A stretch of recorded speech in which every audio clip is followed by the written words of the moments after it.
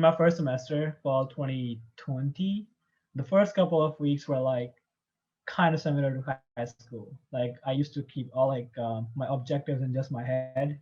Okay, tomorrow is my assignment. Like this assignment is due. I have to finish it.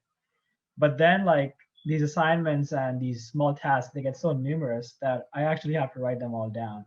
So like if you guys can see, there's like a whiteboard right behind me, and I just like take note of everything. Like okay, a paper due or a lab due, whatever.